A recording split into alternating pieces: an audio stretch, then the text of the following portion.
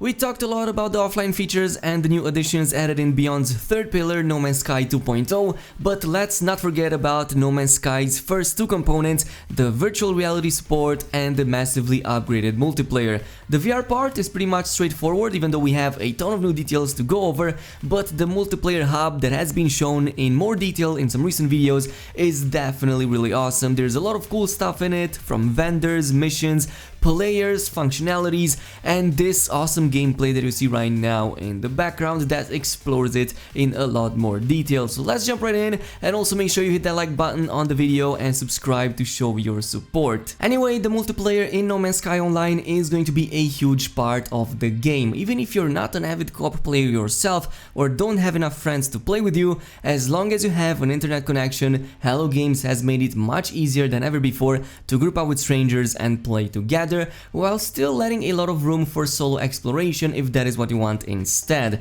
Sean Murray has refrained from calling the Beyond update an MMO, and actually something closer to a game like Destiny, even drawing parallels towards it. And as far as technical details go, the online will support 16 to 32 players at the same time depending on the platform you're playing, most probably for performance reasons, with the PC going up to 32 players while consoles up to 16, so you can enter a lobby, be it a planet or the player hub, and see up to 16 or 32 individually rendered players as well as their items. To go along with this, we now have a new central piece to the entire online mode, which is called the Nexus. This is the redesigned and repurposed space anomaly, which now pretty much functions as a fully fledged social space. Sean even compared it to the tower from Destiny, where players can meet up and engage in various activities. So there are shopkeepers that sell a whole bunch of items and upgrades for the player, for his weapons and the ship. Otherwise, it's a place where you can drop by anytime you want,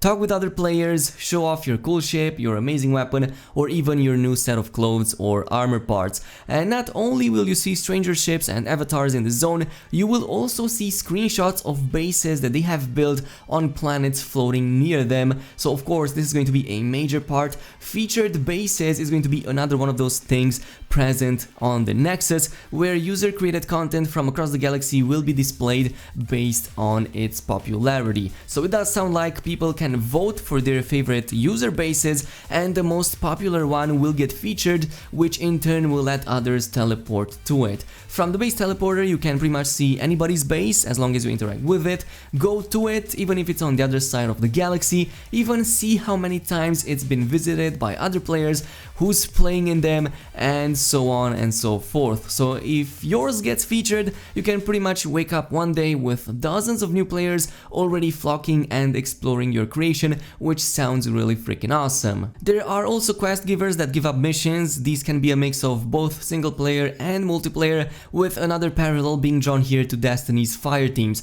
There's a meeting point, you can be paired up with other people and stay together, complete the mission. You might get missions that require you to go with the group and fight pirates, for example, or take on more relaxed activities like, for example, digging up bones on a planet or taking screenshots of the environment. When somebody starts one of these in the Nexus, one of these missions, you may see a pop-up that indicates which player started the mission, so you can even choose to join them if you want to, so making the collaboration aspect of things really easy and way better than ever before. And of course, the variety has also been reportedly increased with new types of quests on top of the already existing ones. Likewise, the community events are going to make a return, though much more improved than before, so grouping up in Beyond is going to be much easier than ever before. Once you accept a community event, you will get transported to that location or planet in a lobby with other players, so again, you might encounter up to 32 players depending on your platform.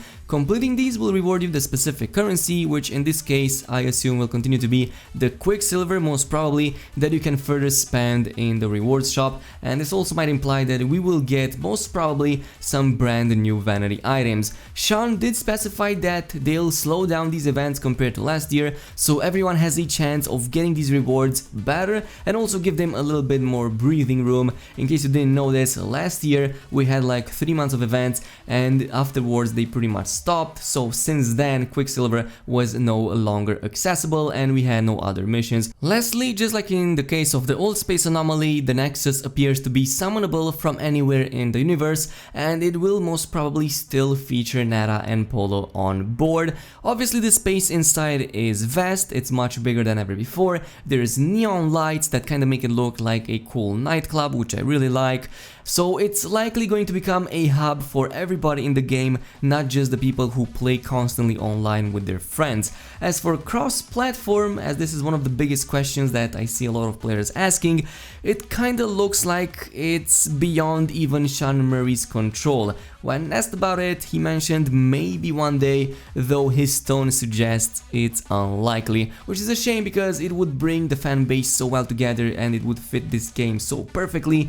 But I mean, if that is the case, there's not much else to do. It might be something between Sony and Microsoft, or maybe there's some other technical challenge that they need to undergo before making this possible. Now, on the subject of VR, this mode will support all major headsets as well as the huge amount of control methods that exist with them. So you can use the Vive, the Valve Index, you can use the Oculus, you can pretty much use whatever other major headset you can find on the market. Of course, you can also use the various control schemes with this, from PlayStation Move, the Index Knuckles, Oculus Touch, regular PS4 controllers, and so on. There are dozens of control schemes, and you can even choose between direct movement, as in just using the controls to move as you would in the game, or teleportation, which is what other older VR games were doing, but you have the option between that. There are also new UI screens to help you out in VR mode, including of course on the hand, that lets you pretty much control everything that you could otherwise in the quick menu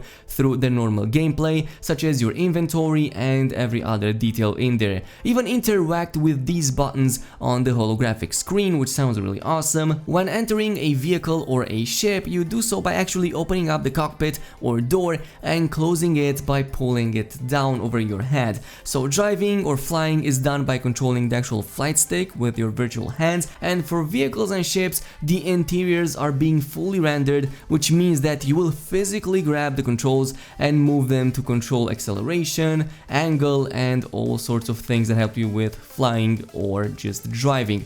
Everything was made in this game to be as intuitive and interactive as possible, as I was saying. Even grabbing the multi-tool is as easy as reaching into your backpack. Scanning for something is done by tapping your visor and pulling it up. That is how you pull your visor. I believe that even for the new alien language feature, you do the same thing. It opens up the visor so you can analyze the words, and if you really want to do so, you can punch objects with your virtual hand, such as for example rocks or plants, and they can break and give you resources from the melee damage that you do on them. And this all comes of course on top of the details that I brought you guys on yesterday about rescaling done for the ships, for the players, objects, and the detail increase on base parts, which again is very important. So a lot of work has been put into the VR, as Sean Murray even described. As they were adding more and more stuff, they realized that a lot of fine-tuning can be done. They really wanted to add a lot of interactivity to this, so that is what they did, adding a lot of fine details that a lot of players might enjoy. On top of this, he also pointed out how Sony was very keen for them to actually support PSVR,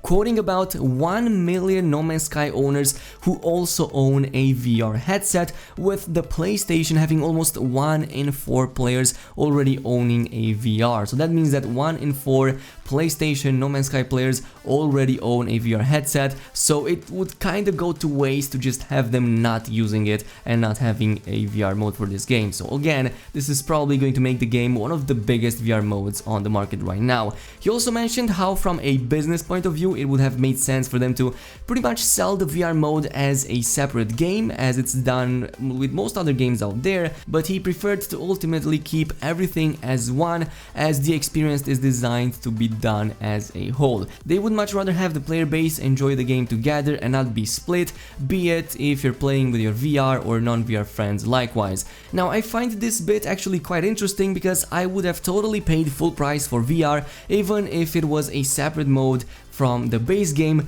just because it looks like an experience that I always wanted, and I also fully believe that Hello Games would deserve my additional sum. But let me know down below what you think about this. Would you have paid an additional sum of money for a separate No Man's Sky VR installation? With that, I believe we covered all of the latest info drop, but I highly encourage you guys to go ahead and check out IGN, Polygon, and the rest of the news coverage on the subject, because there's a ton of details coming up in the new update, both big and small. For now, I hope you guys enjoyed the video. If you did, then make sure you hit that like button, also subscribe and activate the notification bell for more awesome content like this, and I will see you guys later.